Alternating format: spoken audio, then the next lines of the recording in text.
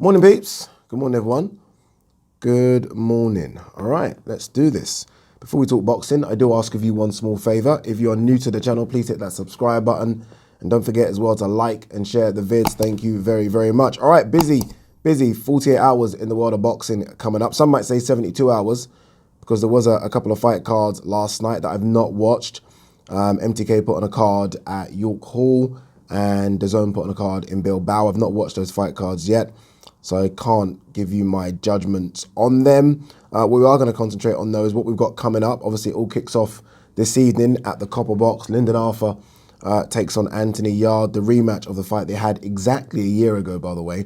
It's weird, as this fight's got closer, a lot more people that were kind of indecisive have now firmly gone over to Linden. I think a lot of people think Linden is going to win this one. I still think Yarde will get a late stoppage. I think a lot of people, though, think Linden who, bear in mind, had an injury in his hand in the first fight. Now he's got two functioning hands. They're probably thinking, you know, if he's got two hands, and if he won the fight with one hand, he's got two hands, you know.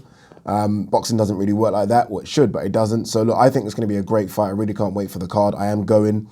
I can't wait to see Hamza Shiraz versus Bradley Skeet. I can't wait to see Dennis McCann, who I'm very excited about. It should be a good night of boxing at the Copper Box. We will leave then. We will come here, chill for a bit, and then it's the live watch-along for Devin Haney versus Jojo Diaz. We are going to kick things off around 3 o'clock. I'm hearing that the ring walk for the main event will be around 4:15, 4:30 latest. I guess it depends on how long the undercard fights go. Can't wait for that one as well. Should be fun. Some good undercard fights on it. Jessica McCaskill is on the undercard. She obviously defends her belts at 147. Filip Hrgovic, who's always good to see, is on the undercard as well. So yeah, look forward to it. Devin Haney versus Jojo Diaz. Continuing the lightweight theme, in the early hours of Monday morning, it will be for us. Gervonta Davis takes on Isaac Cruz. Gervonta Davis is, I've realised, in his last three fights, so what did he fight? So he fought Barrios at 140, fought Leo Santa Cruz at 130, and now he fights at the weight which I think is his best weight, and that's 135 pounds. I think this is the weight he should be at now. I think he's naturally getting a lot bigger. Trying to shrink into 130 is going to be a tough cut for him. Going to 140 doesn't make sense. The guys are a bit too big, I think, at 140, especially for him and his height as well. He's a small lightweight in terms of height, so I think 135 is perfect for him. And not only that, but I think for us fans, it's the fights where the weight division where we think we can see the best fights as well. So yeah, Gervonta Davis takes on Isaac Cruz. It's a shame it isn't Rolando Romero. It is a shame, just because I think the build-up was really starting to kind of gather some momentum, and I think the fight would have done really good numbers because Romero was selling that fight pretty well. Isaac Cruz isn't going to do that. I think it's good that they've got Isaac Cruz in. I think it's a good opponent to get in on relatively short notice. How long's he had to prepare for this one? 4.5 weeks, around that time, which I think, you know, if you are a fighter, I think you should stay in shape. So I think 4.5 weeks to get ready is pretty good, if I'm honest with you. So he's still going to bring it, but it's a shame that it isn't Rolando Romero. I will say this, though. Fighting style-wise, Isaac Cruz could probably make this more entertaining than Romero could against Gervonta Davis, I'm honest with you. Isaac Cruz is going to fight one way, and that's that way. There's going to be no backward steps. It's going to be crude. He's going to use elbows and headbutts. He's going to do everything he can do to get the win. Trust me, this guy is a pit bull. He really is. I think that could play into the hands of Gervonta Davis. I really do. But I like the idea of someone just putting it on Gervonta Davis. I want to see it.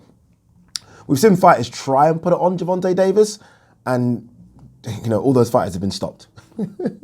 Everyone that's tried to put it on Gervonta Davis has been stopped. But this Isaac Cruz does look as tough as old boots, as they like to say, and I really look forward to it. I really do. Gervonta Davis is 27, by the way, now. I say that because I remember when he won his first title in 2017, he beat Fonseca, I believe, for the IBF. That was 4 years ago, and he was a kid at 22, 23, and everyone's like, oh, okay, you know, we've got something special here. And I still think we do have something special here, but 27, he's getting on. He's getting on quick, and I just want to see him in these mega fights sooner rather than later. I really do.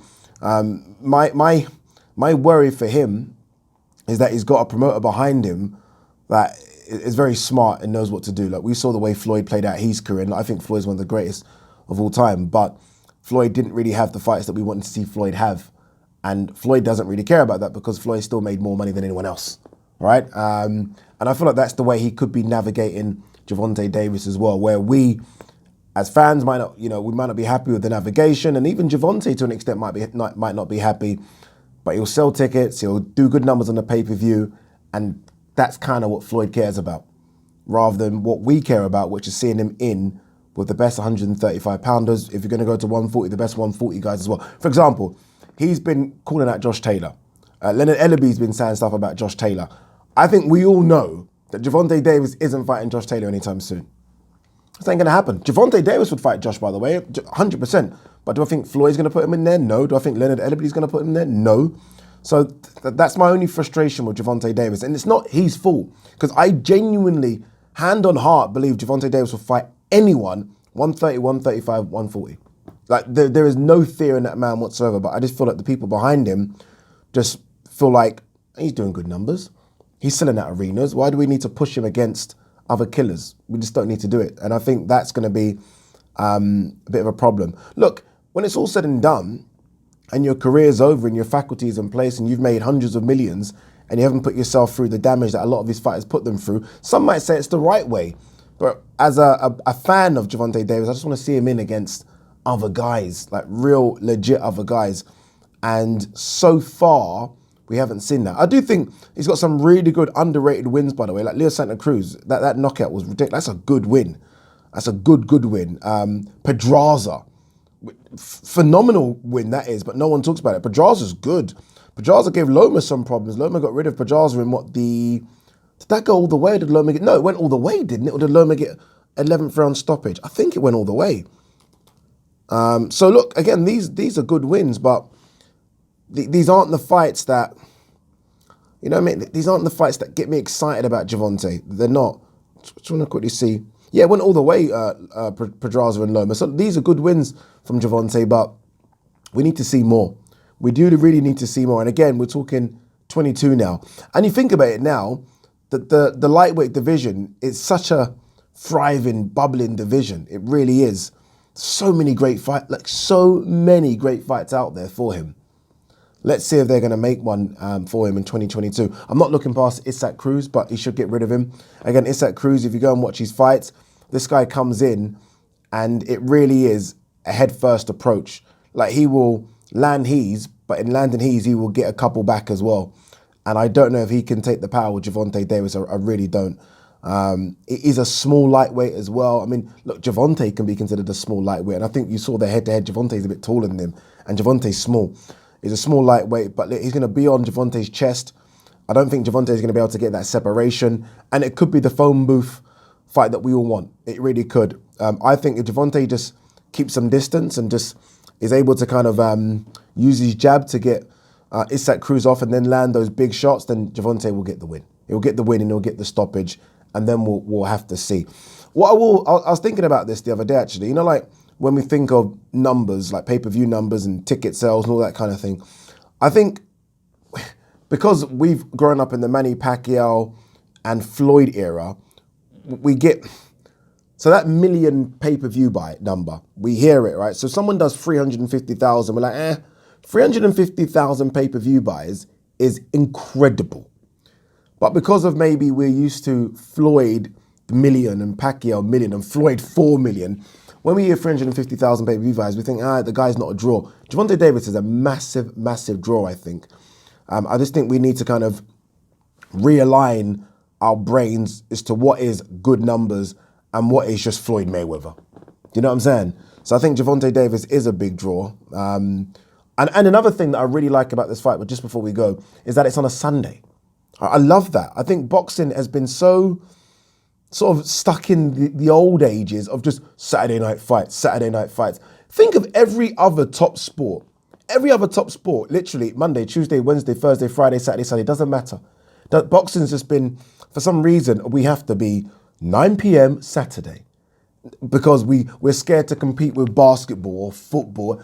Man, boxing should be 7 days a week. And in the last couple of weeks, we've started to see that. DAZN had a fight card with Demetrius Andrade on Friday. And now we're seeing Gervonta Davis fight on a Sunday. This is how it should be. There's been the zone cards in Spain on a Thursday. Boxing should be every day of the week. It really should. It shouldn't just be 9 p.m. Saturday. So look, looking forward to it. I don't think we're going to do a live watch along just because I've got to be up early the next day. I might change my mind, but for now, it's very unlikely. But look, Gervonta Davis will get the win. He will get a stoppage win, and then we'll see what next. We'll see what next. I mean, we've been talking about these big fights with Gervonta Davis for a while now. We really have. And I've just got a fear that the four kings, there might not be any kings left at the end of the year. Honestly, like imagine, we've seen Teofimo Lopez get beat, right? I mean, Gervonta Davis, he will stay unbeaten. Devin Haney, Jojo Diaz ain't no gimme tonight, you know. And Ryan Garcia, we don't know what's going on. All of a sudden, the four kings are just like that. Boxing, eh? Peace and love.